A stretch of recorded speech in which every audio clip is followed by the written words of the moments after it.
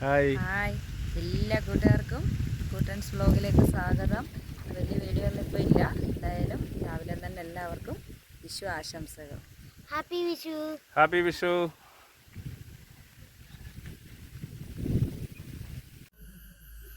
അപ്പോൾ വിഷുവായിട്ട് ഇന്ന് വേറൊരു സർപ്രൈസ് വിശേഷം കൂടി ഉണ്ട്. എന്താണെന്ന് വെച്ച് കഴിഞ്ഞാൽ എൻ്റെ ചേട്ടായിയുടെ ബർത്ത്ഡേ ആണ്. അപ്പോൾ ഞങ്ങൾ ചേട്ടായി അറിയാതെ തന്നെ ഒരു പെട്ടെന്ന് തന്നെ കേക്കൊക്കെ മേടിച്ച് ഇവിടെ കൊണ്ടുവന്ന് അറേഞ്ച് ചെയ്തു, റെഡിയാക്കിയിട്ട് ഞങ്ങൾ ഏട്ടനോട് പറഞ്ഞു പെട്ടെന്ന് ചേട്ടായി വരണം, കടയിൽ വരെ ഒരാവശ്യമുണ്ടെന്ന് പറഞ്ഞു. ഒന്നും അറിഞ്ഞില്ല പുള്ളി ഇവിടെ വന്നു കഴിഞ്ഞപ്പോഴാണ് പുള്ളി തന്നെ ഞെട്ടിപ്പോയി. കാരണം പുള്ളിയുടെ ജീവിതത്തിൽ ഇത്രയും വയസ്സുണ്ടാക്കിയത് ആദ്യത്തെ ഒരു അനുഭവമാണ്. ഒരു എന്താ പറയുക, ബർത്ത്ഡേക്ക് ഇങ്ങനെ ഒരു ആഘോഷവും കേക്ക് കട്ടിങ്ങും ഒക്കെ നമ്മളും ഒട്ടും പറയാണ്ടല്ലേ ഇത് ചെയ്തത്. അപ്പോൾ പുള്ളി ശരിക്കും ഷോക്കായി പോവുക തന്നെ ചെയ്തു. എന്തായാലും ഞങ്ങളൊരു കേക്കൊക്കെ മേടിച്ചുകൊണ്ട് വന്നു. അപ്പോൾ ഞങ്ങളത് ചേട്ടായിയുടെ കടയിൽ വെച്ചിട്ട് തന്നെയാണ് കട്ട് ചെയ്തത്. അപ്പം ചേട്ടായിക്ക് എന്താ പറയുക, ഒന്നും പറയാൻ പറ്റില്ല. പുള്ളിക്ക് എത്രമാത്രം സന്തോഷമായി.